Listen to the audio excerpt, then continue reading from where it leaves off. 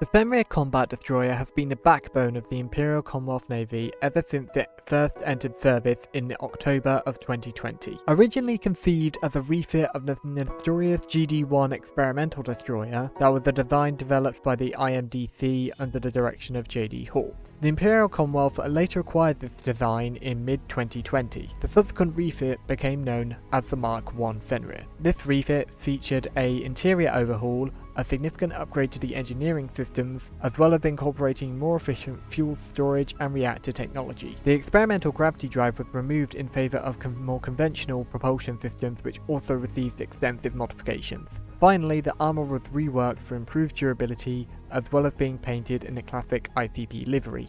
Despite these upgrades, the Mark I lacked the firepower and performance needed to secure early victories.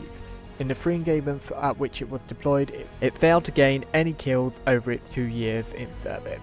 With the introduction of the Mark II Fenrir in August 2020, it saw a significant overhaul, undergoing several key upgrades.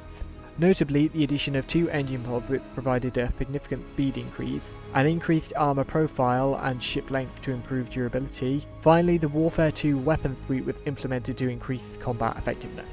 This proved successful as the Mark II was far more effective than its predecessor. The ship achieved 9 confirmed kills across 5 battles, including the destruction of 2 IRS frigates, 1 IRS destroyer and 6 NAC destroyers.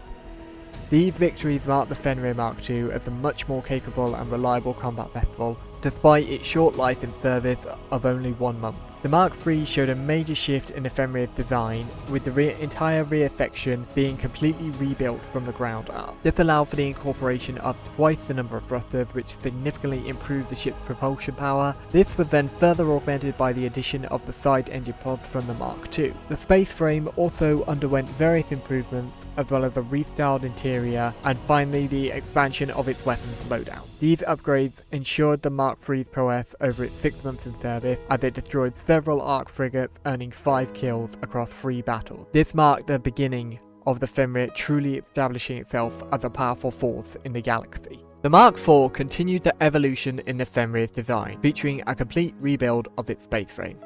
This resulted in increased width and length. Furthermore, this redesign enabled a new weapons configuration, including the incorporation of the Assault Weapons Pack suite, which favoured its expanded loadout capacity. One of the more drastic changes was the removal of the hangar bay, which was replaced with hardpoints for missile or drone complement. The Mark IV also introduced a completely redesigned interior and several engineering upgrades. Despite these advancements, the classic bridge and engine pod designs from previous models were retained, though the engines themselves received additional armour for enhanced protection. However, despite its extensive refit, the Mark IV never saw combat.